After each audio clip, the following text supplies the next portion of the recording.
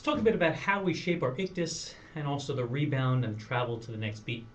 There's kind of two ends of the spectrum. The model that we're often going for is the bouncing ball analogy, where we accelerate towards the ground at 9.8 meters per second, and then there's kind of a little explosion off the ground as most of the energy is there, and then as it comes up and gravity takes a hold of it, it slows down and then reverses direction and accelerates again. And the best way to illustrate this is simply to watch a bouncing ball. You can't see it too much there because it loses its energy very quickly.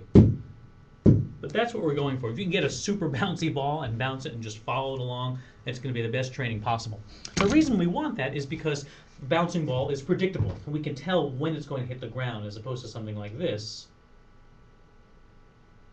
where you're never quite sure when I'm going to reach the bottom because my speed is the same. And if things are getting big and loopy and expressive, that can be a little hard to predict. But when there's an acceleration towards it, if you watch a ball, you can probably predict when it's going because we're used to seeing that sort of shape. So trying to create that with our pattern, here I'm just simply in a one pattern, up and down, just as a ball would be. Doing, doing, doing, doing. One way to help isolate this or help practices is to create kind of a counterclockwise circle, and that gives us kind of an illustration of how that path should be. Explosion off the bottom, and we jettison up, and then we slow and accelerate. Worth practicing over and over again to really ingrain that into our pattern. Part of that explosion at the bottom we can emphasize a bit more by using a wrist click. And the wrist click is really just a little bit of a jolt in the wrist at the bottom. There's a little bit of tension there, but it shouldn't be enough to cause any pain in our arm or fatigue in our arms. It's mostly from the wrist. And what that does essentially is that little explosion off the bottom. And if we can add that, that helps propel us upward and create this bouncing ball effect.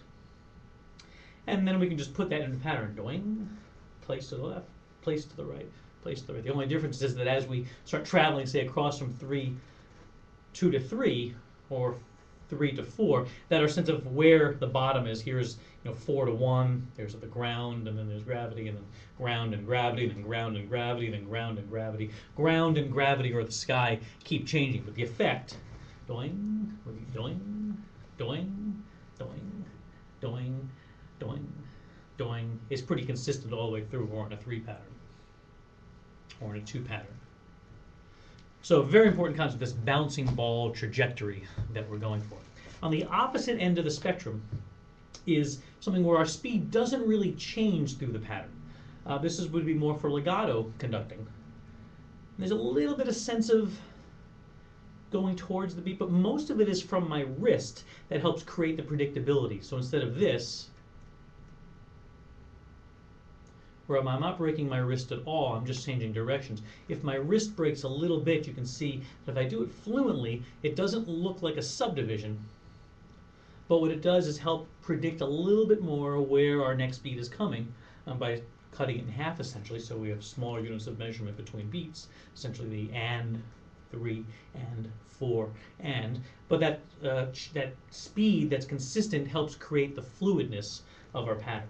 And so we've got two ends of that spectrum, that kind of bounce with the click at the bottom, and then we have this fluid one all the way through where we're not really changing speeds too much.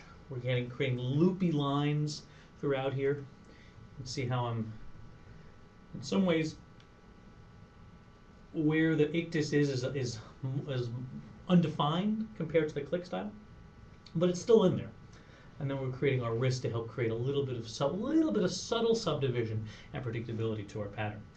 These two concepts will eventually allow us to explore everything from the most dry articulation to the most sustained and lyrical style playing and singing.